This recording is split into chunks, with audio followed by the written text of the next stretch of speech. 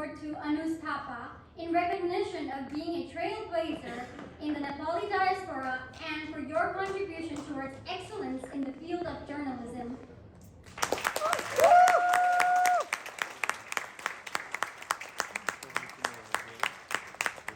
Anuz.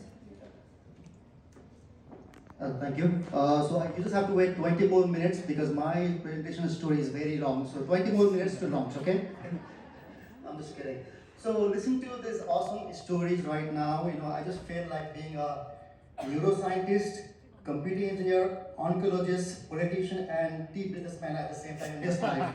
But unfortunately, it won't happen. But in next life, maybe I'm a heavy tea drinker, so maybe I'll take mentorship class from Nishal in next life. But listen, trust me, I'm a Nepali, so I don't pay, So I'll maybe, do some kind of transaction with you so that you pay me in the next life. There we go. Okay, so namaste. Hi everyone. I'm Anuz Thapa. You can tell that, you can see that by the presentation. So I'm a journalist with CNBC. Before that, I used to work at the street of financial news media in New York City. I moved to the US in 2014. And in Nepal, I used to be a TV news anchor for News 24 television. I know you guys don't watch TV anymore, so yeah, it's totally dated. So I have a master's degree in journalism from Nepal. I have always been fascinated about storytelling, and journalism.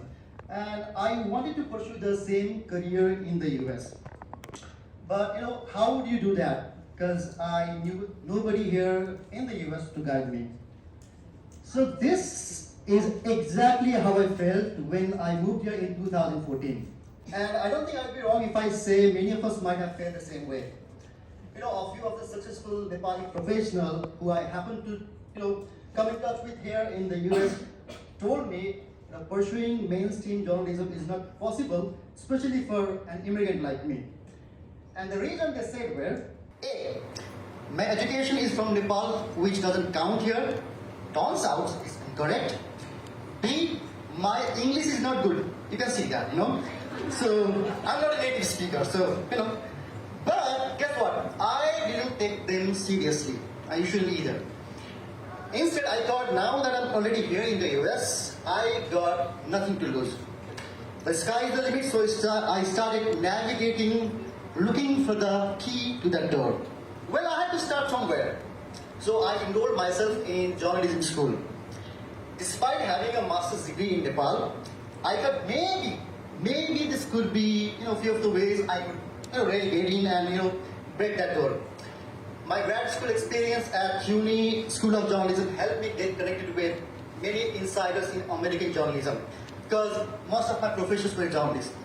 And the school would often invite, journalists from mainstream media for guest lectures. And trust me, I would never miss those sessions. So to support my study, I was working as a part-time consultant in a company called Cox & Kings.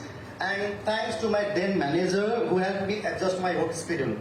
So from 9 to 4, I was studying in school, and from 5 to 11, I was working. And plus, my wife was also working full-time, so that took care of my financial burden. That's my wife over there in a mask, and there's my 2-year-old baby. Okay, influence. I really believe that, your professional and personal growth is somewhat connected to the network you have. The saying that goes, the 5 people you hang out with. And it's very important to find those friends who are uplifting one another, and equally important to cut yourself from people who give negative vibes all the time. I graduated in 2017 and I was struggling to find a job. I was doing 2 unpaid internships and simultaneously trying to break in, I was graduated. But it wasn't happening at all. In the meantime, a very close friend of mine who had taken a short professional course in a technical field immediately landed a job as soon as he graduated. And I was really happy for him. I was rooting for him because he was my best friend. But however, as soon as he got the job, he started making fun of me. In every interaction I hung out with him, because he was my best friend, he used to, keep mocking at me, boasting about himself. So you could see how happy he was to see me struggle and fail. In that point, I started to, find myself that relationship was toxic. So I stayed away from him.